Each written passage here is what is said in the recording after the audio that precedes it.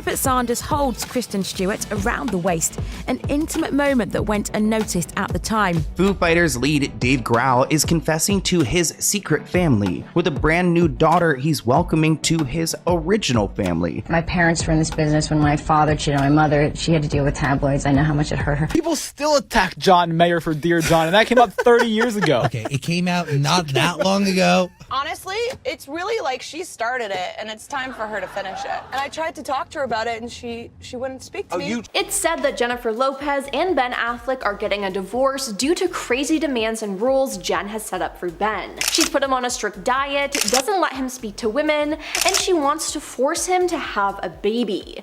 Now everyone is appalled at how controlling she is and is happy that Ben is finally getting out. You see, back in May, Ben moved out of their Beverly Hills home and has been staying in a house in Brentwood. He's also been seen occasionally without his wedding ring on. Now on the other side, J-Lo ended up canceling her world tour to spend time with her family and friends, aka to work on her marriage with Ben. But the pair have not been spotted together too much though. They didn't spend Mother's Day together, and Ben did not attend the Met Gala that Jennifer was a co-chair at. Now when they were spotted together at Ben's son's basketball game, things were awkward between the two. They were caught by Paps embracing and trying to share a kiss, but it was just so awkward and weird. Now J-Lo has also been posting some content on her social media that has raised some eyebrows about betrayal and moving on. Not to mention that the couple have put their $60 million mansion up for sale, which isn't a good sign at all. So what will happen to Bennifer? It seems like no one really knows. Now we have Justin Timberlake being arrested. Back in June, Justin Timberlake got arrested for driving under the influence. Sources connected to law enforcement told TMZ that Justin was at the American Hotel partying, and almost immediately after he left and began driving, he blew a stop sign. Now cops saw that and began to follow him, and it's then been said that Justin began swerving and the cops pulled him over. TMZ sources say cops performed a field sobriety test and asked Justin to do a breathalyzer test, but he refused. As for the traffic stop, law enforcement sources said cops observed Justin glassy-eyed, and they say they smelled alcohol on his breath. They said that he failed the field sobriety test when asked to do a one-legged stand and walk and turn. Now it's also been said that several of Justin's friends came on the scene and tried to convince the cops to cut him a break, but they refused. Now in the end, Justin was handcuffed and arrested, and the whole incident was recorded on a police officer's body cam. He was then charged with 1 count of DWI and cited for running a stop sign and failure to keep in his lane. Now we have Brad Pitt's behavior. A lot of eyes have been on Brad Pitt, as it's been revealed that he wasn't the loving family man everyone thought he was when he was married to Angelina Jolie. An FBI report said that Angelina and Brad were traveling with their children in September 2016 on a 2-week trip that ended in Los Angeles International Airport. Now Brad appeared to take issue with Jolie's parenting during the flight, and they retreated to the back of the plane to continue an argument. According to the report, Angelina said he attacked her before punching the ceiling of the plane repeatedly. Now one child saw the altercation and asked Angelina if she was alright. According to the report, "No, mommy's not okay," Brad allegedly yelled back. "She's ruining this family, she's crazy." Now after further physical altercation between them both, Brad spilled wine and beer on furniture and Angelina. Not to mention recently, 3 of his children have been dropping Pitt from their name, and one of them even did it legally. With all this information coming out, people are finally starting to turn against the star. Now we have Tiger Woods' cheating scandal. Tiger Woods was one of the best golfers in the world, but made a mistake that proved to be fatal for his career. Now Tiger became engaged to Ellen Nordgren, a Swedish former model, in November 2003, and they married in 2004. They had 2 children together, but in 2009, cheating scandal after cheating scandal was exposed with Tiger. More than a dozen women stepped forward claiming to have had affairs with him. Now when all was said and done, Tiger admitted to sleeping with multiple women, which he later specified was 120. Now it was reported that Tiger allegedly had a months-long affair with a New York City nightclub host, and days and months following this report, more than a dozen women claimed in various media outlets to have had affairs with him. Now he lied about everything before finally confessing to cheating in a televised statement. After 6 years of marriage, his wife Ellen divorced him, which makes a lot of sense. After the news news broke, sponsors immediately cut ties with him, and he was out tens of millions of dollars almost overnight. Now everyone was disgusted with his behavior, and he's been trying to rebuild his brand ever since. Now we have Amber Heard. In 2022, Amber Heard and her ex Johnny Depp had a lawsuit that was watched around the world. Now Amber exposed things about how Johnny mistreated her, and a lot of people didn't believe her, and since the trial, she's become one of the most hated people in the world. Now petitions were started to get her removed from her projects, and due to this, she's now moved permanently to a new home outside of Madrid. She's bilingual in Spanish and is happy there, raising her daughter away from the noise, a source said in May 2023. I don't think she's in any hurry to return to work or Hollywood, but she'll probably come back when the time is right for the right project.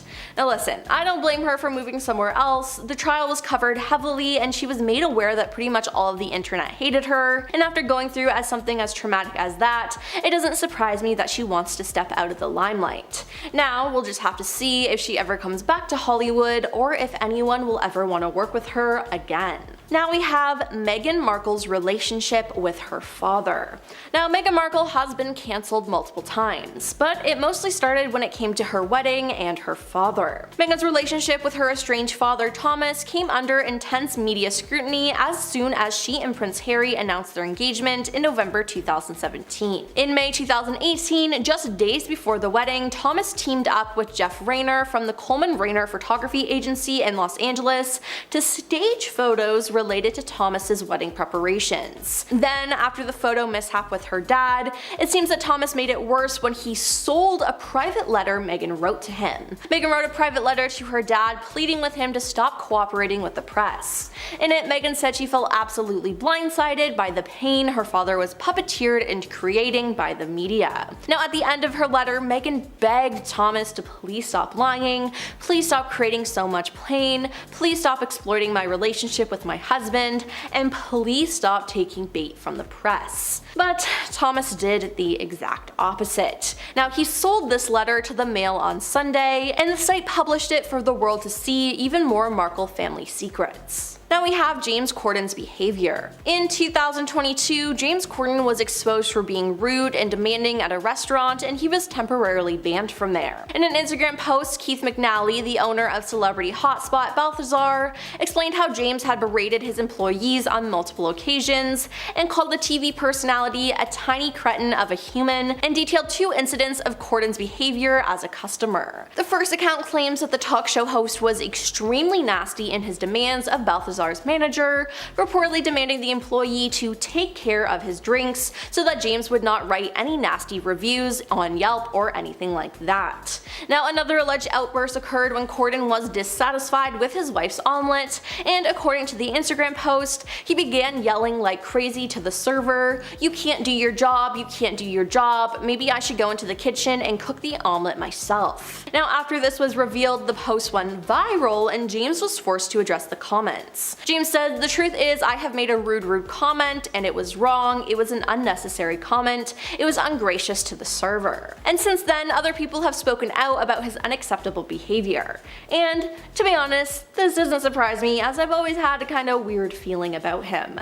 Now hopefully now he realizes that manners and how you treat other people are important, and now the owner later rescinded his ban on James, explaining on Instagram that the late night star had called and apologized profusely to him and his staff. And finally, we have the college scandal. Lori Loughlin was convicted of conspiracy to commit fraud in 2020 and served 2 months in jail for her part in the 2019 admissions scandal. Now, in the scandal, wealthy parents paid bribes to get their children accepted into prestigious universities. Lori and her husband paid $500,000 to get their 2 daughters into the University of Southern California as members of the college rowing team, despite neither of the girls ever rowing before. Now, they even staged photos for this. Lori ended up being caught in the lies and pleading guilty to conspiracy to commit wire and mail fraud, and was sentenced to 2 months in prison, receive a $150,000 fine, 2 years probation, and 250 hours of community service. Now, when she was first accused, she was fired from the Full House reboot, Fuller House,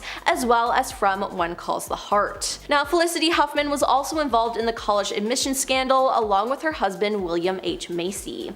Felicity made a so-called charitable charitable contribution of $15,000 to participate in the college entrance exam cheating scheme on behalf of her eldest daughter, Sophia Grace May. Now, the Desperate Housewives actress and her husband then made arrangements to do the same for their younger daughter, but later decided against it. After she pleaded guilty to fraud charges, she was sentenced to 14 days in prison. She then had to publicly apologize for her role in the scandal, admitting that she paid to improve her daughter's SAT scores. Now, Felicity and Lori were among dozens of wealthy parents who were charged with participating in schemes to bribe coaches and university insiders or cheat on entrance exams. On air, Oprah was portrayed as this wholesome, sweet lady, but according to her stepmom, there's an unknown side to Oprah, one that she hid from her fans for, well, years. So according to Barbara, Oprah is one of the most controlling people you will ever meet. She claimed that when, she wanted to come and visit, Oprah was like, no, you're not staying at my house. You're gonna stay in a hotel, and I'm not paying for that. You better pay for that yourself. Also, apparently Oprah was quick to anger when it came to her staff, with a lot of folks being fired left and right over the years for, well, no reason. But here's the thing. Even though Oprah doesn't let Barbara stay in her house, despite being a billionaire who could afford to stay in a hotel, when Oprah goes to visit Barbara, Barbara allows her to stay at home. Which, Oprah's like, I guess. Apparently, the first time Oprah stayed over at Barbara's, she allegedly complained that her bed sheets were not 8,000 threads and that her bath towels weren't big enough. Look, lady, you've got how much money? You could bring your own towels, your own bed sheets if you really wanted. You don't have to make your family feel like a burden just because it's not up to your standards. Thanks to Oprah's weakness for theories that kind of veered towards the decidedly out there, her legacy isn't exactly spotless. Sure, on one hand, she has endorsed plenty of credible things in her heyday. Barack Obama, John Steinbeck's East of Eden, which became a bestseller after being featured on The Oprah Winfrey Show in 2003, a whole 51 years after it was published. But on the other hand, we have Oprah to blame, and I mean blame, for the rise of former actor Jenny McCarthy, who first said her opinion that vaccinations cause autism on The Oprah Winfrey Show in 2007 to disastrous effect. McCarthy has since been repeatedly cited as a factor in the return of diseases such as whooping cough in the US. Another one, Dr. Oz, the famed Turkish-American heart surgeon, first appeared on The Oprah Winfrey Show in 2004 and quickly became, along with, Phil McGraw and Rachel Ray, part of Oprah's team of experts who regularly appeared on the show. Now, Oz dispenses with facts he doesn't find convenient and manifests an egregious lack of integrity by promoting quack treatments and cures in the interest of personal financial gain. He's more like a Kardashian than a surgeon, according to some of his critics, which includes many of his colleagues, who argue that Oz's endorsement under a medical banner of certain remedies, ranging from the pseudoscientific to the downright kooky, is immoral. Now, he has argued that the Dr. Oz show was not a medical show. So, in other words, he seemed to be saying people would be better off taking medical advice from Dr. Pepper than from Dr. Oz. Alright, well, give me a can. The legend of Oprah Winfrey as an extremely poor girl growing up without a father, a too young mother who, Oprah claimed, carried with shame during pregnancy and then neglected her, spread like wildfire when Oprah began giving interviews in Chicago. She was like, oh, how they harmed me. I wanted to be white because I never saw white people being hurt. Now, she remembered her early years as lonely. She didn't play with anybody except for the pigs she rode without a saddle in her grandmother's garden. She mentioned, verbatim, the only thing I could talk to was the animals in the farmyard. I read them Bible stories. Apparently the years spent with a mother on welfare were even worse. They were so poor they couldn't afford a dog or a cat, so she had 2 cockroaches as pets. She put them in a jar, named them Melinda and Sandy, and she entertained her audiences with stories about fetching water from the well, milking cows, emptying the drinking pot. A fairy tale, really. She told stories about a grandmother who swung a switch, a grandfather who was quick with a stick, the people who raised her for the earliest years of life. She mentioned, oh, they harmed me. Oh, I wanted to be white. She mentioned this repeatedly, folks. She mentioned that her grandmother used to harm her all the time because allegedly it's an integral part of Southern tradition. The way folks were raised. You spill something, you get a thrashing. You tell a story, you get a thrashing. She mentioned that her grandmother could have done that all the time and not get tired. Well, here's the thing. Not everybody in Oprah's family agreed with this desperate upbringing. Her mother, Vernita Lee, when asked about her daughter's habits of self-dramatization, said, yeah, Oprah's a bit of a cold smoker. And Oprah's sister later dispelled the myth of immense poverty. Patricia said, like, of course we weren't rich, but Oprah exaggerated how bad it was for us. She guesses that Oprah did this because the viewers would love her, the audience would grow. But she's like, cockroaches were never her pet. She always had a dog. She had a white cat. She had an eel in a tank, a parakeet named Bo Peep, who she taught to speak. Where Oprah got that nonsense about growing up in filth and roaches, I have no idea. That was another statement made by her cousin, Catherine Carr. She's mentioned that she's confronted her. She asked, like, Oprah, why do you tell such lies? And Oprah allegedly said, that's what people want to hear. The truth is boring. Well, I don't know about you, but I just want to know the truth. So Oprah has been recently called out for using weight loss medication, despite being a long-time ambassador for Weight Watchers. Seriously. They're kind of synonymous. The famous talk show host has confirmed she uses an unnamed substance to help control her weight. In a revealing chat, Oprah said her latest slim figure is thanks to the medication and a healthier lifestyle overall. She's like, I now use it as I feel I need it, and she mentioned like the fact that there's a medically approved prescription for managing weight and staying healthier in her lifetime feels like a relief, like redemption, like a gift, and not something to hide behind and once again be ridiculed for. In a conversation with People magazine, Oprah concluded, I'm absolutely done with the shaming from other people and particularly myself. However, some fans felt the billionaire philanthropist was feeling hypocritical. Once again, given she is a proud spokesperson for Weight Watchers. She's worked with them since 2017, if not before that. One social media user wrote, what I don't like about Oprah is she is clearly doing Ozempic, but yet she's still pushing Weight Watchers. And another person was like, okay, done with the shaming, but okay with lying. Others called out the star for letting folks believe she did it the old-fashioned way, asking once again, the party line for today, Oprah, why are you lying? So here's the thing. Confidentiality agreements are not uncommon in the world of Hollywood. Like, take Marvel for example. If you say something, if you leak like a single line, a single name, game over for you. Poor Tom Holland. So in Kitty Kelly's tell-all book about Oprah, the author mentioned the confidentiality agreements that anybody who was going to appear on Oprah's show or work on her show were made to sign. So we're talking like, let's say Tom Cruise is on the show. He's going to sign one. If you make Tom Cruise a muffin and you're like within the vicinity of the show, you've got to sign one. So think about all the people over the years that have had to sign this. We're talking like over 500 people. So one former employee, Elizabeth Cody, tried to write a book about her time working for Oprah, but she was stopped by the courts, still being tied to the agreement she signed. So the NDAs were not just meant to be a way to keep, the show secrets safe, but all of Oprah's personal secrets. So according to Elizabeth, if you were anywhere in Oprah's life, you had to sign one of those. And Oprah was like, hey, I feel kind of, restrained after signing the paperwork. She's not the only one. In 2010, Unicus Performance Training filed a lawsuit against Oprah and her company Harpo, claiming they never got paid for a workout program they were developing. UPT said Harpo fired them for violating the terms of their confidentiality agreement, after UPT sent out a mass email promoting their upcoming appearance on Oprah's radio show. Well, turns out, according to the confidentiality agreement, UPT wasn't allowed to use Harpo's name, Oprah.com's name, or Oprah's name for any advertising or promotional purposes. Unless, of course, they wanted to get the axe, even though they were literally just promoting their appearance on her show. In August of 2023, a series of wildfires devastated the Hawaiian island of Maui. Good old Oprah Winfrey teamed up with fellow Hollywood heavyweight Dwayne "The Rock" Johnson to launch the People's Fund of Maui for residents with an initial donation of $10 million. The fiery disaster caused about 100 lives to be lost and $5.5 billion worth of damage. Around 12,000 people were displaced. Now, Oprah, who owns property on 1,000 acres of land in Maui, and The Rock, whose family lineage comes from the neighboring South Pacific Samoan Islands, have faced a lot of criticism over the last year. So their initial statement was they'd been meeting with community leaders for a couple of weeks, they were trying to figure out what to do, and they mentioned this in August of 2023. The Rock added, in this time of need, you want to take care of the greatest need of the people, and that's giving them money. It's going to take a little time to rebuild, it'll get a little worse before it gets a bit better, but we're here doing what we can do. So, Oprah's recent appearance at the Democratic National Convention on August 21st kind of reignited questions about how the money allotted for the Hawaiian people was being dispersed. There was an account on Twitter that went viral on August 28th, claiming that Oprah donated $150 million to the Kamala Harris campaign.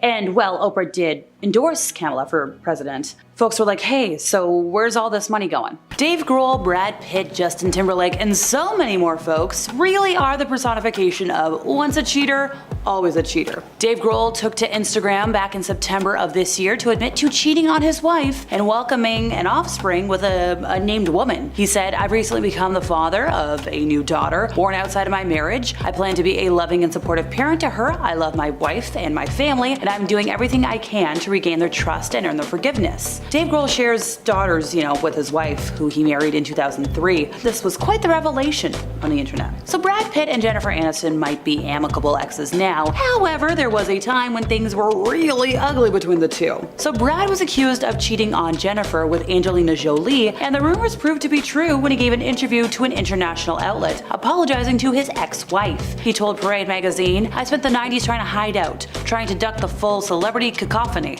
I started to get sick of myself, sitting on a couch, holding a little something, hiding out. It started feeling pathetic. It became very clear to him that he was intent on trying to find a movie about an interesting life, but he wasn't living an interesting life himself, and he thinks that his marriage had something to do with it, trying to pretend the marriage was something that it wasn't. He's satisfied with making true choices and finding the woman I love, Angie, and building a family that I love so much. A family is a risky venture because the greater the love, the greater the loss. That's the trade-off, but I'll take it." He did apologize to Jennifer Aniston, saying, "It grieves me that this was interpreted this way. Jen is an incredibly giving, loving, and hilarious woman who remains my friend. It is an important relationship I value greatly. The point I was trying to make is not that Jen was dull, but that I was becoming dull to myself, and that I am responsible for." Well, are you responsible for problem 2.0 with Angelina? It's no secret that Tristan Thompson has landed in hot water multiple times for cheating on Khloe Kardashian. He was caught cheating on Khloe just days before she gave birth for the first time, back in 2018, and while the reality star decided to give the professional athlete a second chance for the sake of their daughter, they ultimately split in February of 2019 after he was caught making out with her BFF Jordan Woods at a party in LA. The pair's relationship was further tested in December of 2021 when fitness model Marilee Nichols welcomed son Theo and sued Thompson for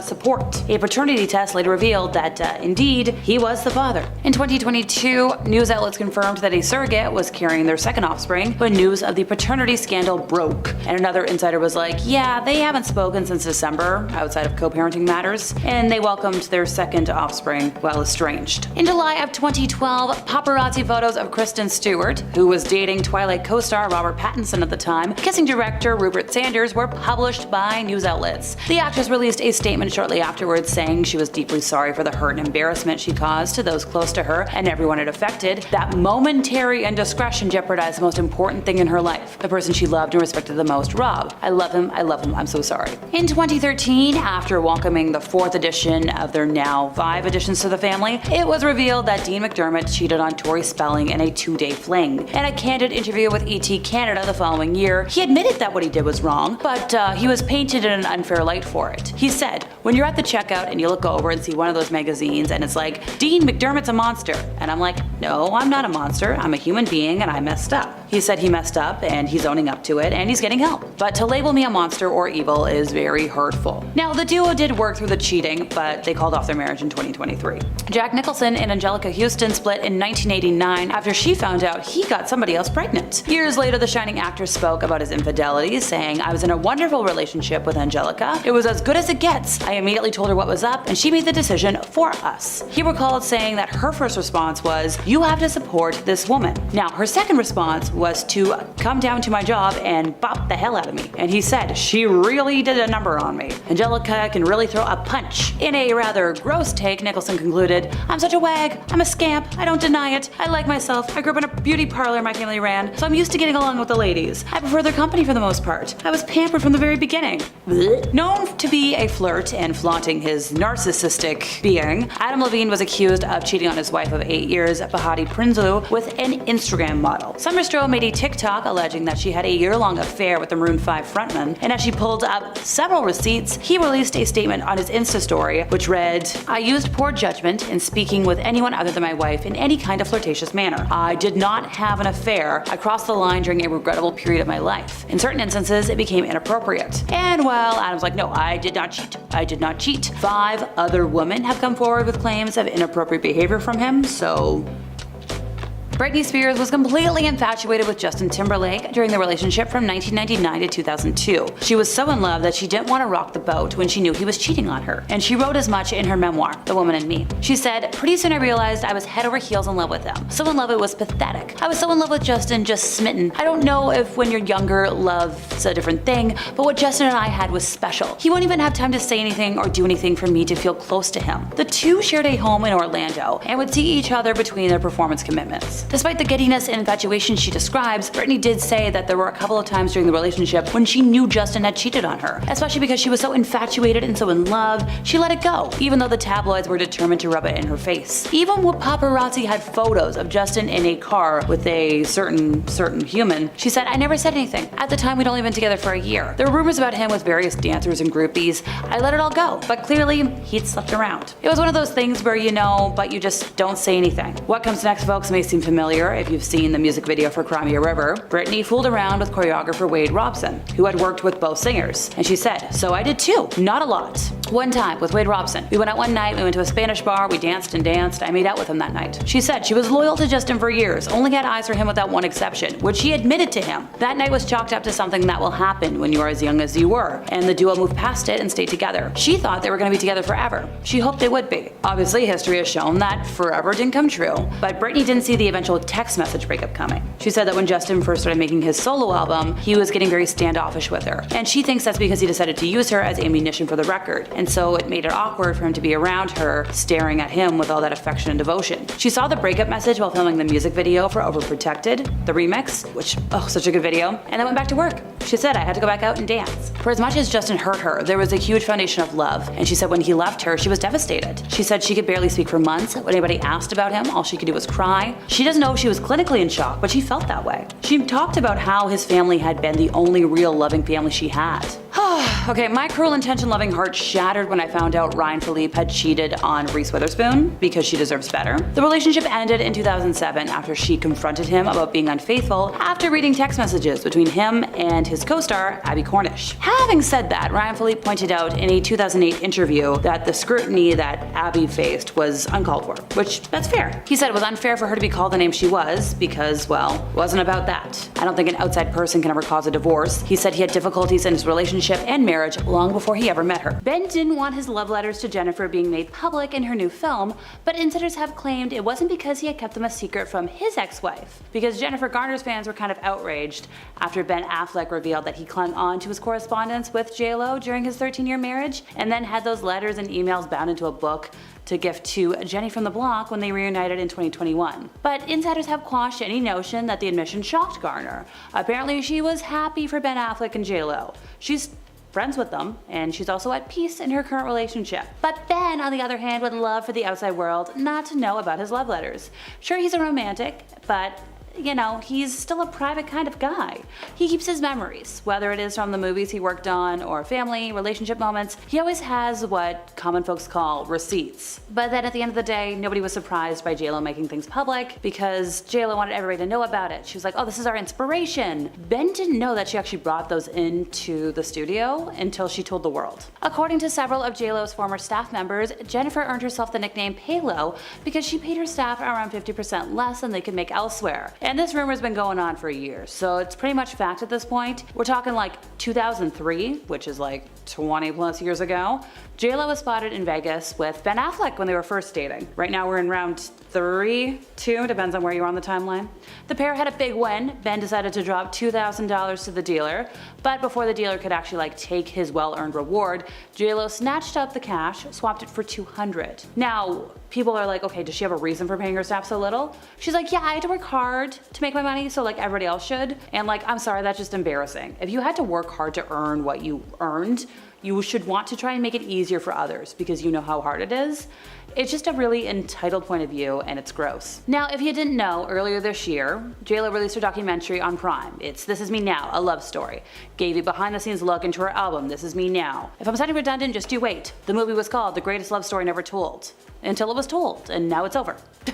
Sorry, my little ad lib there. Some fans who watched it took to social media to call her out for her lies. Because in one scene, she poses in the mirror of her personal gym because she's shaking out her hair. She's reminiscing about growing up in the Bronx. She's like, yeah, I like taking my hair like this. It reminds me like when I was 16 in the Bronx, running up and down the block. Crazy little girl who used to be effing wild, no limits, all dreams. But then come in TikTok user, photos by Angela, who's like, I went to the same Catholic high school as J.Lo, and J.Lo is lying. She said, and I quote, "We both attended an all-girls high school in an Irish and Italian neighborhood, so you weren't running up and down the block." Now, J.Lo's been long accused of some fibbing and whatnot. One big fib, apparently she doesn't actually sing on her albums. Singer Natasha Ramos took to TikTok to shed light on that rumor. So Natasha has a voice pretty similar to J-Lo's and was allegedly hired to sing the demo of Jenny from the Block. And the production team liked her voice so much that they asked her to record 5 more songs for an album, which, oh boy. Natasha received $3,500 in a backup singer's credit. But as she claims, and as the original demo demonstrates, yeah, it's her voice in the final track. And not only in the choruses, it's her laugh, it's her yelling from the Bronx. J-Lo, I think, only really sings in the verse. Speaking of stealing, J-Lo's notorious for stealing from other artists. Like, she caught her big break back in 1997 when she starred as the late Latin pop icon Selena in the biography of the same name.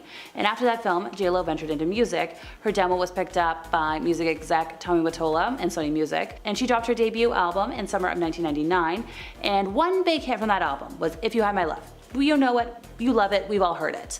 Well, that song got some backlash from R&B singer Shantae Moore because Moore had a near identical song called If I Gave Love that she recorded a year prior in 1998. Both these songs were written and produced by Rodney Jerkins. It's been said that J-Lo's then boyfriend, whose name I probably shouldn't say on here, pressured Jerkins to write a near identical song. And J-Lo's stealing habits only got worse as time went on. This wasn't like a one and done. So using background vocals is not uncommon in the music industry. But the issue with J-Lo is that she's passed those off as her own.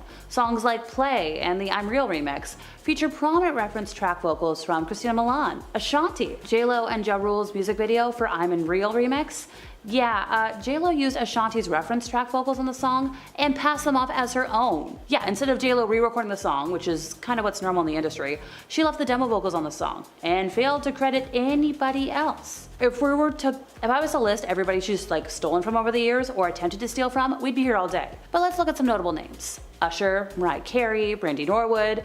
I could go on and on. Oh, and by the way, J-Lo's also been accused of lip syncing a lot during live performances. In 2021, fans flooded social media during her American Music Awards performance because they were very disappointed that her vocals did not match the studio version of her song On My Way. And then 2014, she was performing on American Idol, and folks were like, no, you're lip syncing I Love Ya Poppy. We all saw it, we all know it.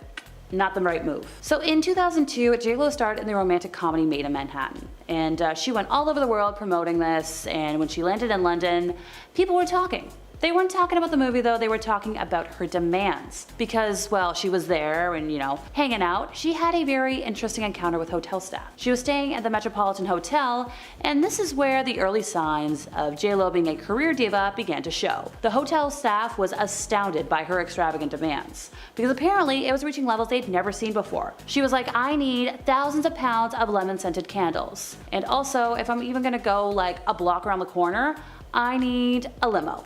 Literally, she had 7 limousines escort her to lunch at a place that was only 200 yards away. So maybe you think, well, Alexa, maybe she grew out of that. 2012 reports surfaced that Jenny from the Block demanded that staff working for her make no eye contact or even speak with her. While having work done on her San Fernando Valley home, she demanded that none of the helpers, drivers, or contractors have any interactions with her. And reportedly, when flying first class, she doesn't like anybody to bother her. Not even a flight attendant. And that's their job. They bother you for safety, if you need a snack. One time a flight attendant offered her a drink, and she was like, She said instead to her assistant, please tell him I'd like a Diet Coke and lime. Sure, this rumor hasn't really been confirmed, but come on, who does that? J-Lo had her former co-star Ryan Guzman fake his relationship status to hype up their movie almost 10 years ago. And we found this out from his ex-girlfriend who was with him at the time. So Melanie Iglesias called out J-Lo on the No Chaser podcast for how Jen acted during the 2015 The Boy Next Door press run. Because apparently J-Lo was holding hands with Ryan at after parties and acting like they were an item. But she knew fully well he had an actual girlfriend. The model says she even met J-Lo at an award show while she was dating Ryan, claiming she gave her an awkwardly firm handshake and an intimidating once-over, something Melanie says she was disappointed over, seeing as at the time she viewed J-Lo as a hero. And Melanie also pointed that when Ellen DeGeneres directly asked J-Lo on the show, doesn't he have a girlfriend? J-Lo played dumb. She's like, I don't know. Girl, you knew. J-Lo faced a lot of backlash after revealing she was unhappy about sharing the stage with fellow artist Shakira at the 2020 Super Bowl. The duo took the stage by storm at the iconic annual halftime show, with their history-making performance attracting a lot of praise from fans and celebrities worldwide. But turns out, despite the actual success of the performance, J-Lo wasn't really happy with the NFL's decision to have her and Shakira take the stage together. She admitted in her Netflix documentary that we know way too much about that she thought it was the worst idea in the world. Shortly after those comments hit online, fans were like, okay, what's up with this entitled attitude? Arguing that regardless of time constraints, it was iconic. And it's like, girl, you went out, you did your thing. What secrets are Taylor Swift, Jon Hamm, Phil Lewis, and more hiding? Well, stick around to find out. Some of Taylor Swift's musical inspirations have not been entirely impressed by the singer's not-so-romantic ballads. In 2012, John Mayer told Rolling Stone that he was embarrassed by the song Dear John after her third studio album, Speak Now, because it was kind of presumed to be about him. He said, it made me feel terrible because I didn't deserve it. Apparently he was blindsided by the song's release. I never got an email, I never got a phone call, I was really caught off guard. He said like Taylor was too big of an artist to stoop to what he thought was low-level songwriting. Now in response, Taylor Swift claimed to Glamour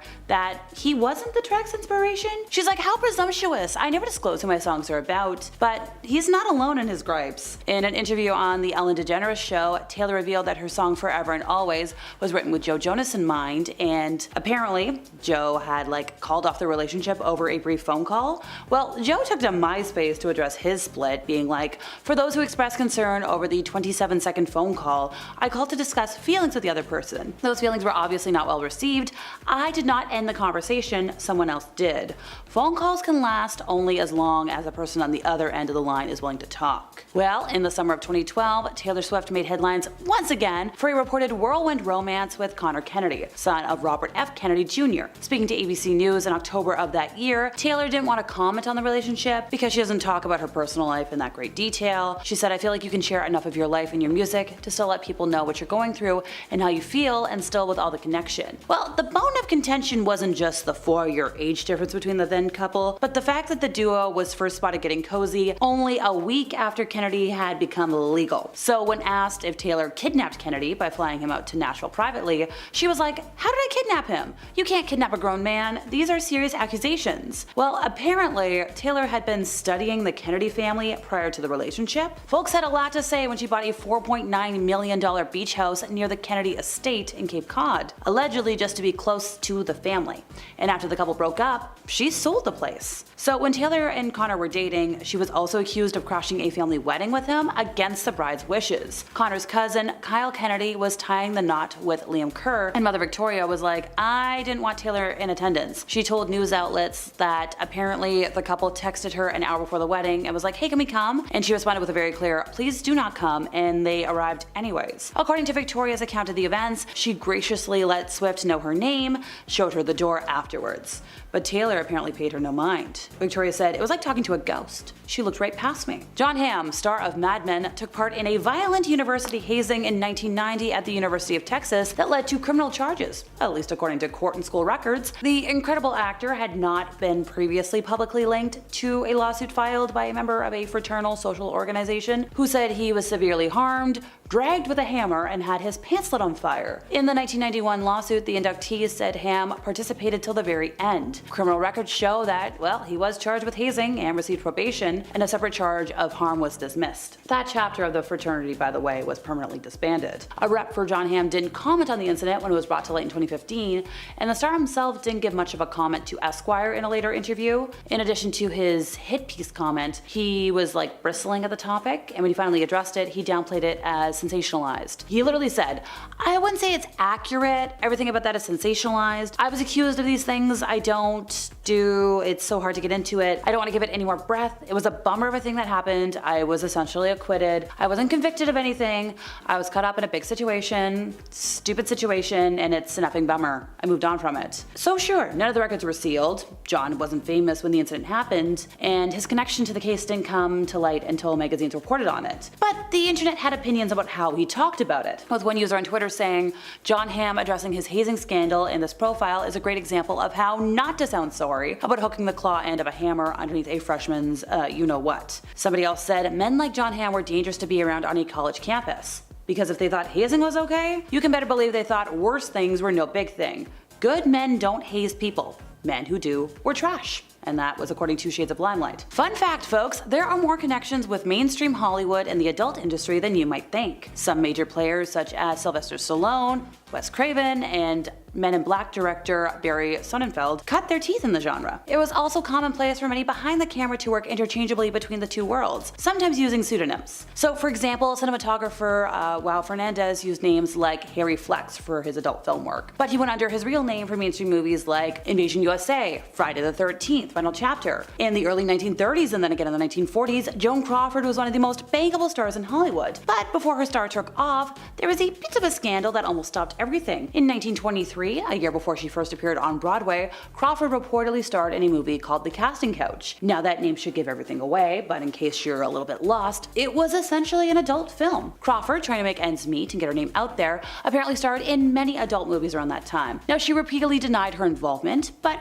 researchers have found that sadly, she was blackmailed at the time because of the movie. Phil Lewis started his film career in the iconic 1988 comedy film Heathers. That movie centers around a slew of, crazy crimes, and that would become all too relevant to Lewis in just a few years. In 1991, at the age of 23, Lewis was arrested after accidentally taking the life of a woman with his car. The amount of fun fluids in his system was over 3 times the legal level, which even his own defense attorney called extraordinarily high. Lewis claimed he was unable to remember anything for nearly 10 hours leading up to the accident, which was deemed possible due to his extreme level of intoxication. He was sentenced to 5 years in prison, but was reduced to just 1 after he spent much of his sentence working with a prison-based theater troupe that highlighted the consequences of that kind of crime. Now, despite these rough years as a young man, he continued to land guest roles in shows such as Married with Children, Boy Meets World, and then got that lead role on Sweet Life, which we all know him from. Uma Thurman said that Quentin Tarantino both hand necklaced her and spit on her for different shots for different moments in the films Kill Bill and Pulp Fiction, and Tarantino confirmed these allegations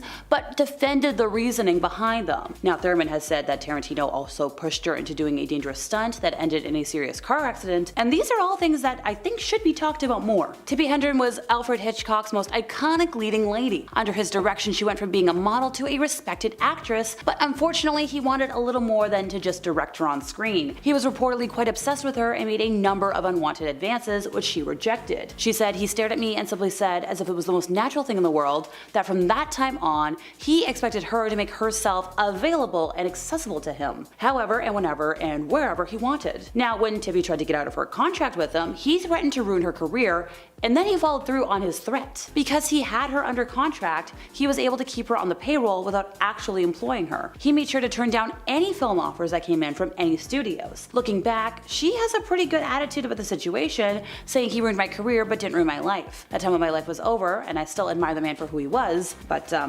yikes. The Kennedy curse spares no man. Senator Ted Kennedy, younger brother of President John F. Kennedy, was driving over a bridge with politician Mary Jo Kopechne in 1969 when the car leaped over the barrier and sank into the ocean. And while Kennedy was able to swim to safety, Mary Jo didn't make it. Once Kennedy made it back to his hotel, he waited till morning to call the police and report the crash. It is thought that maybe Mary Jo could have survived if help had arrived sooner rather than wait the 9 hours. Why did he do this? Well, he didn't want to get in trouble with the law, so he waited until the morning when he had sobered up. Some folks think that maybe the entire incident was an attempt to take the life of Mary Jo for unknown reasons. In 2013, Corey Feldman went on The View to talk about how the Predator numbers are larger than anybody knows and include a ring reaching up into the Hollywood elite that's been shielded for years by the establishment. Barbara Walters looked at him with disbelief, hands clasped across her stomach, and snarled, "You're damaging an entire industry," as if to say that Hollywood itself was more valuable than wrecking lives. In a lengthy statement posted to Twitter, Charisma Carpenter detailed how Joss Whedon allegedly mistreated her during her time on both of his hit shows that she worked on, Buffy and Angel. Carpenter wrote that after nearly 2 decades of staying quiet and making excuses for traumatizing events, she finally had the courage to call out Joss Whedon for using his power in a bad way on numerous occasions. Following Charisma's allegations, which included claims that Whedon continuously made passive-aggressive threats to fire her,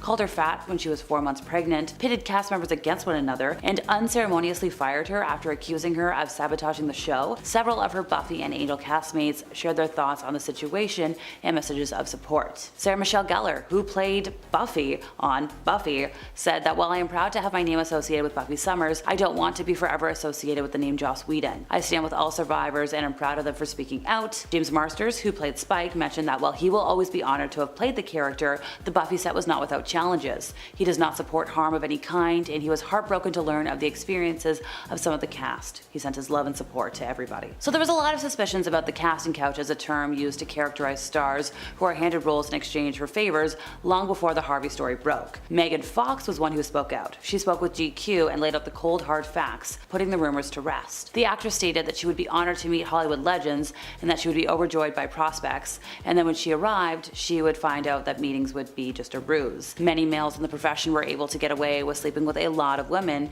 but she wasn't one of them. She was like, absolutely not, and that didn't help her career. Film critics and historians mentioned like, hey, does this ring a bell? Because over the years in Hollywood, the risks for a lot of folks were kind of high if you didn't follow the leader.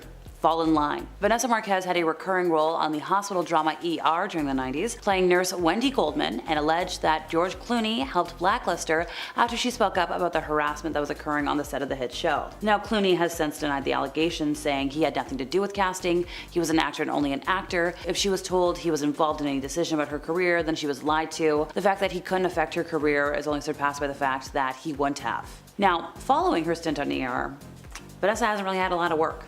Sadly. Tara Subkoff was an up-and-coming actress in the 90s. She had roles in movies like As Good as It Gets, All Over Me, The Last Days of Disco. She was up for a part in one of Harvey's movies when he offered her the role at a premiere after a party, and then he hit on her. Well, according to her, after she rejected his advances, she found herself on the Hollywood block list. She was the subject of false gossip, labeled difficult to work with, and by that I mean like too difficult to work with. She said it became impossible for her to get work as an actress after that, so then she had to start a new career path, and yeah. Poor thing. Harvey, once again, had Mira Sorvino's career derailed after she rejected his advances. She mentioned to Ronan Farrow that she had rejected him on several occasions and had even reported his harassment to a female employee at Miramax, and had then noticed that her career was starting to suffer. She mentioned like there may have been other factors, but she definitely felt iced out and that her rejection of Harvey had something to do with it. In December of 2017, director Peter Jackson came forward and admitted that Harvey had badmouthed Sorvino to him, telling him that she was a nightmare to work with and he should avoid her at all costs. Seeing a pattern here today. Tippi Hedren was Alfred Hitchcock's most iconic leading lady. Under his direction, she went from being a model to a respected actress. Unfortunately, he wanted a little more than to just direct her on screen. He was reportedly quite obsessed with her and made a number of unwanted advances, which she rejected. She said, "He stared at me and simply said, as if it was the most natural thing in the world, that from this time on, he expected me to make myself available in that nature and accessible to him, however and whenever and wherever he wanted." Now, when Tippi tried to get out of her contract with Hitchcock, he threatened to ruin her career, and then he followed through with his threat.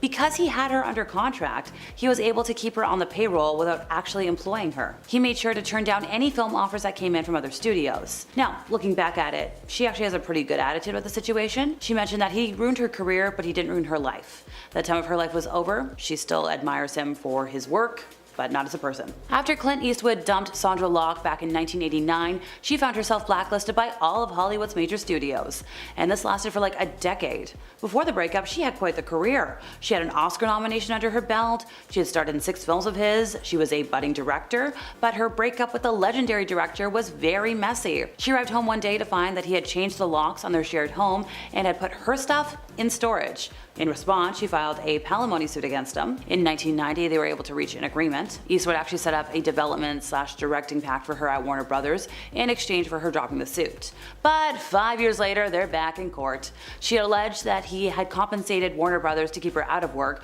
because they had rejected all of the 30 projects that she had proposed and didn't give her any of their in-house projects. When he realized the jury was going to side with Locke, he settled with her for an undisclosed amount. But her career was not magically resurrected. However, it did send out a message in Hollywood that powerful people can and will take advantage of their power, but in this case, we win. Being wrongfully touched is a problem for a lot of folks in Hollywood, be it man, woman, no matter what your gender is. A sad example of this is Brendan Fraser, who claimed in 2018 that at a public event, he went to shake the hand of the Hollywood Foreign Press Association president, or HFPA, Philip Burke, but instead Burke grabbed Fraser's behind. Now, Burke has described this account as a total fabrication, but then, in his 2014 memoir, he admitted to having groped him in jest. Sadly, when you combine this harm, Brendan's divorce at the time, and the death of his mother, it kind of launched him sadly into a depression that, combined with his health problems, led to a break in his career. He had completely turned away from the spotlight, but then he bravely and publicly shamed Burke for the indecency. Sadly, for quite a while after that, Brendan's work phone stopped ringing. But now he's back, and we'd love to see it. And at number 10, Leighton Meester. You'd never be able to tell by how she carries herself today, but this polished celebrity was actually born in a Texas prison while her mother was serving time for drug smuggling. Though her mother was allowed to spend 12 weeks in a halfway house with newborn Leighton, she was soon sent back to jail. Meester ended up living with her grandmother in Florida until her mother was released. At 10, her family moved to New York so that she could begin a career in modeling, only to then pack up again 4 years later and head to Los Angeles. Once in Hollywood, she began auditioning for various roles while taking acting classes, but she found it difficult to relate to kids her age because of her unstable upbringing, an upbringing that she kept hidden for a very long time. Her breakout acting role was when she portrayed Blair Waldorf on Gossip Girl, a character whose mother was the owner of a fashion empire, which, as you can imagine, was a stark contrast from her actual childhood. Today, though, she was worth an estimated $16 million. In at number 9, Selena Gomez. In typical rumor mill fashion, when singer Selena Gomez decided to cancel part of her world tour in 2013, the gossip magazines did all kinds of speculating as to why. They said she was battling a drug and alcohol addiction and listed a plethora of other unconfirmed conspiracies. The real reason that these types of stories kind of bubble up is because of how secretive celebrities are. Although, can we blame them? I'm sure there are some parts of their life that they just want to keep quiet. And turns out Gomez had been hiding a secret from the world, but it had nothing to do with indulging in addictions. Later on, Selena revealed to Billboard that she had to undergo chemotherapy to treat lupus, a chronic autoimmune disease. She mainly wanted to wait for the right time to talk about it, and when she did, she didn't want to be loud about the whole thing. Selena just wanted to wait so that she could properly use her platform to help spread awareness. In at number 8, Prince. Prince has always been a wild and eccentric character. I mean, in 1993, he literally changed his name to a symbol. If that's not the definition of an enigma, I don't know what is. Although this brilliant musician was hiding a big secret from the world. For his entire life, Prince had been coping with epilepsy, which is a serious medical condition. Although in 2009, he revealed this secret during an interview with PBS. In the interview, Prince told host Tavis Smiley, "I'd never spoken about this before, but I was born epileptic. I used to have seizures when I was young. My mother and father didn't know what to do or how to handle it, but they did the best they could with what little they had." Although Prince said that after a while he was able to keep his condition largely under control. He also noted though that this control over his epilepsy came by way of an angel that spoke to him. In at number 7, Katie Holmes. Just 5 days before Tom Cruise celebrated his 50th birthday, his wife of 5 years, Katie Holmes, filed for divorce in New York. The world was completely shocked by this secret being unearthed. The couple had been spotted together on the set of Oblivion in Iceland just days before, and they were strolling along like nothing was going on. Everything's fine. Don't look at us. Apparently, Holmes orchestrated her escape, if you will, from Cruise very carefully. She set up secret meetings with lawyers and prepared to battle for sole custody of their daughter, Shuri. Now, although the details leading up to this was kept secret, if you were watching the tabloids, one could assume that she was using them to shift the public's perspective. Katie Holmes used the sympathies of the tabloids to convince people that she was just this kind of passive wife of Tom Cruise, was a maniac, which is believable, right? The weirdest part was that right after her divorce, she had all of these events set up where there would be people there to photograph her. Normally, following a divorce, you would think that you'd, maybe take some time to yourself, take some time off from work maybe, but no, she just went right to the cover of the August issue of Elle magazine. In at number 6, Caitlyn Jenner. Back in 1971, Jenner participated in their first decathlon, and by 1972, Jenner was competing in the decathlon at the Munich Olympics. At those Olympics, they finished 10th overall in the event, and in 1976, Jenner went on to win the gold in the decathlon at the Montreal Olympics and was declared by the media to be the world's greatest athlete. Jenner was able to accomplish all of this while living with a deep personal secret that wouldn't be shared with the public for, I don't know, another 40 years? In 2014, Jenner announced that they were divorcing from longtime wife Kris Jenner, and just a year later, Jenner shocked the world when they revealed that they had undergone gender reassignment surgery. At the age of 65, Caitlyn Jenner introduced herself to the world, and by 2015, ESPN had awarded Jenner the Arthur Ashe Courage Award, and to this day, Caitlyn is one of the most prominent public figures to come out as transgender. In at number 5, Lance Armstrong. In 2012, champion cyclist Lance Armstrong denied that he ever relied on performance-enhancing drugs. He referred to the doping allegations against him as outlandish and heinous. However, when the US Anti-Doping Agency revealed compelling evidence, the cyclist's house of lies began to crumble. The agency released about 1,000 pages of evidence in doping allegations against Armstrong and his teammates. This led to him being stripped of 7 Tour de France titles and bronze Olympic medal,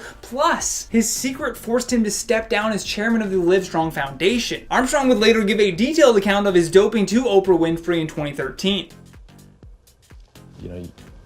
I view this situation as one big lie that I repeated a lot of times. In at number 4, Arnold Schwarzenegger. This secret that Arnold kept ended up being the bombshell that destroyed his marriage. Just 5 days after Arnold's then wife Maria Shriver gave birth to their 4th son in 1997, the couple's housekeeper, Mildred Patricia Baina, also gave birth to a son by the same action star. He kept this child of his a secret until he completed 2 terms as California's governor in 2011. Then he finally confessed his infidelity to Shriver and later the public. All it took was the media identifying the mystery baby mama, and thus the celebrity scandal had been completed. There have always been celebrities that kept their kids out of the public eye, but nothing in terms of what Arnold was able to pull off by keeping this all a secret for so long. Imagine seeing that kid and be like, this kid looks like Arnold's son. Was that Arnold's son? In at number 3, Charlie Sheen. No one has really been attacked in the press like Charlie Sheen has. Not saying he hasn't earned some of his controversies, but let's just say that there are some very shady people in this world. The notorious actor appeared on NBC's Today Show in 2015 to announce that he was HIV positive. Charlie had been diagnosed with HIV 4 years prior and finally revealed his secret after several people actually tried to blackmail him. Allegedly, there were some people threatening to reveal this secret unless he gave them $10 million. I'm here to admit that I am in fact HIV positive. And I have to put a stop to this onslaught. If the timeline is 4 years from this interview, then his diagnosis would have come right as this whole controversy with the show 2.5 Men started. You know, the one where he said in a bunch of interviews that he had tiger blood and Adonis DNA. Like, it's no wonder with that much press on him already that he didn't want to also reveal what could even be perceived as a weakness to his health. In at number 2, Drake. This one was a huge reveal because for so long people were just simply speculating on whether or not Drake was dating someone. So when Pusha T released a track with a line directed at Drake that said, "You are hiding a child, let that boy come home, Adonis is your son," everyone that was watching that feud had this jaw-dropping moment when Drake finally revealed his secret son named Adonis. How did Pusha T know this? Drake would later record a song called Emotionless that explained why he had kept his son hidden from the public. He just didn't want to expose his son to the world that would have had their eyes on his every move. And it's understandable, but I believe it baffled people because it wasn't like he was like happily married to someone. He appeared to just be this rolling stone that was always rumored to be romantically involved with one celebrity or another. Last but certainly not least, our number 1 spot, Justin Timberlake and Jessica Biel. Like many celebrities on this list, JT and JB have had an awful time trying to keep their personal lives out of the public eye. One thing that has certainly helped keep a lot of secrets is, well, this pandemic. I mean, if the paparazzi can't come within 6 feet of you and everyone's on lockdown in their homes, the tabloids must be just suffering right now. Although the Daily Mail still found a way to unearth some celebrity secrets when they revealed that Jessica had secretly given birth to a baby boy. The family are thought to be in Big Sky, Montana, where they have been spending time amid the coronavirus pandemic, and both of them have neglected to share any details whatsoever about the pregnancy, so I guess we'll have to check the Daily Mail if you want info on that. So starting off at number 10, we have Kris Jenner.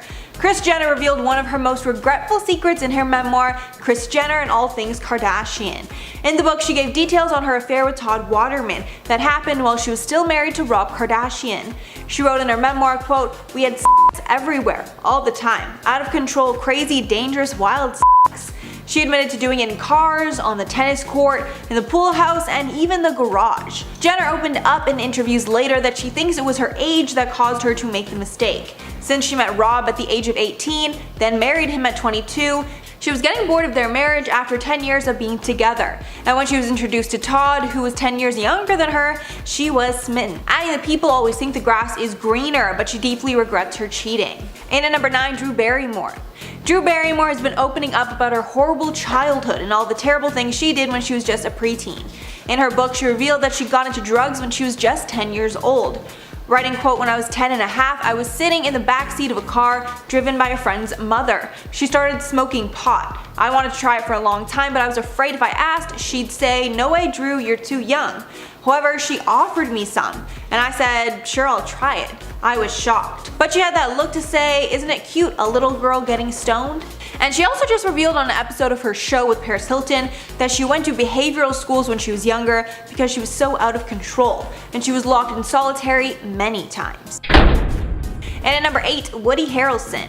Actor Woody Harrelson has been part of the film industry for decades now, and he's a true Hollywood legend. But while you might never expect him to have some familial skeletons in the closet, he does, and his father was actually a notorious hitman, and he actually committed the first assassination of a judge in the 20th century. But that was not his only one. He also killed a carpet salesman for $1,500 after a deal fell through. Apparently, Harrelson found out about his father's occupation when he was 12 years old. Charles Harrelson passed away in prison in 2009. And at number 7, Rihanna. Rihanna is one of the most successful female musicians of all time, but she's another star with some family issues that she tried to keep a secret. Apparently one day out of the blue, Rihanna discovered that her father, Ronald Fenty, had another secret family, and that meant that Rihanna had 2 sisters and 1 brother that she never knew existed, with all of the 3 siblings having different mothers. Her father was also addicted to alcohol, drugs, and sex. But after some time, it seems that Rihanna has been the bigger person, and they've been able to repair their relationship. And at number 6, Kathy Griffin. Kathy Griffin is a woman known for making everyone around her laugh. But like with a lot of comedians, Kathy used humor to cope with a lot of the bad she was dealt when she was younger. In her autobiography, My Life on the D-List, she speaks about the trauma she endured because of her brother, Kenny. She wrote that he was inappropriate with her very often, and that led her to have a lot of internal issues. She also claims that when she was around him, she felt a dark and even violent presence. She even spoke further in the book about some things that she witnessed in adulthood, saying that she once saw him hurting his own wife. He eventually went to prison and then ended up passing away, but the bad memories still live with her. Halfway number 5, Mariah Carey. It was revealed that Mariah Carey was suffering from bipolar disorder, but the unfortunate part is that it wasn't Mariah herself that shared it with the world, but rather her sister. Because of her sister's comments, Mariah opened up about her sister and the issues that she has that affects Mariah as well. Mariah's sister Allison claimed that Mariah had been struggling with the disorder for years, but the relationship between the sisters is more than a little strange, and they allegedly hadn't spoken since 1994 at the time. Allison has been arrested multiple times for illegal activities, and she once told undercover cops that she could, quote, give them a sweet, sweet fantasy. Allison also calls out Mariah for not helping her with her medication, since she deals with her own issues and is in need of money to pay for the medication. Because of this, Allison has tried to extort her sister multiple times for money, which I'm sure is incredibly exhausting for Mariah. And at number 4, Lori Loughlin. This is one I'm sure you know of, but some big names in Hollywood were exposed big time when Operation Varsity Blues found that Lori Loughlin and Felicity Huffman had bribed their child's way into prestigious universities. Loughlin and her husband, fashion guru Massimo Giannulli, were accused of paying $500,000 to get their daughters Olivia J. Giannulli and Bella Giannulli into USC on the crew team, when, as I'm sure that you already know, they never even played the sport. In light of everything, the family lost tons of sponsorship deals, and Loughlin's contract with Hallmark came to an abrupt end. And in the end, Lori was sentenced to 2 months in prison for her crimes. And now the family's reputation will probably never be the same. And at number 3, Demi Moore. Demi Moore spilled everything about her marriage to Ashton Kutcher in her 2019 memoir, Inside Out. And there are things in the book that I'm sure she was reluctant to bring to light again. In the book, she talks about the tumultuous 8-year marriage to Ashton Kutcher, giving details on the fact that they had a threesome because Ashton essentially begged for it. After it happened, Moore was regretful about the situation, but it seemed that Ashton was not, and only made him more distant in the marriage. Writing in her book, quote, because we'd brought in a third party into our relationship, Ashton said that blurred the lines and to some extent justified what he'd done, speaking about the fact that it led to him cheating down the line. But the marriage was over after he admitted to cheating on her with a 21-year-old woman in 2011. adding in an interview that the divorce is the reason she had a relapse with her alcohol addiction.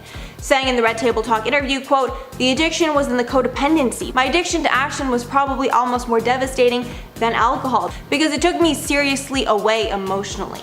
And because she had spilled all of these secrets, she was asked why she decided to talk about all this now, with her responding, quote, "I think my desire was to really get to a place where I'm okay to really be seen." Adding, quote, "When there isn't anything to protect, that's a great spot." And at number 2, Allison Mack. The case of Smallville actor Allison Mack was one of the most shocking and disturbing in recent years. On April 20th of 2018, the actor was arrested in Brooklyn on charges of sex trafficking, along with other similar crimes. Apparently, she was heavily involved in a bad group of people called NXIVM, and apparently she was used to recruit women into the group. And then these victims were later exploited by the group in numerous ways. After a lengthy trial, Mack pled guilty to the charges. However, it's been over a year since she was sentenced, and no time has actually been given. So she's been on house arrest in her parents' house this whole time. And at number 1, Meghan Markle. Since Meghan Markle became one of the most famous people on earth basically overnight, a lot has been exposed about her, a lot that I'm sure she wishes didn't. One thing is that her sister said she, quote, "is a social climber with a soft spot for gingers." Okay. But one of the biggest secrets about Meghan that people are pretty convinced is true is that she used to author a shady blog about the industry. The blog was called, quote, "The Working Actress." And to give you an idea of some of the stuff she wrote about, the blog said it was documenting the ups and downs of a hustling young actress in the cutthroat world of Hollywood. In February 2018, the Daily Mail reported that impeccable sources from California confirmed that Meghan Markle wrote the blog, with an actor named Lance Carter telling Daily Mail, quote, "Yeah, it was definitely Meghan who wrote it." Then in Andrew Morton's biography, Meghan a Hollywood Princess, the magazine included the working actress in a list of the royals' former jobs. So clearly her more public blog, The Tig, wasn't all she was writing.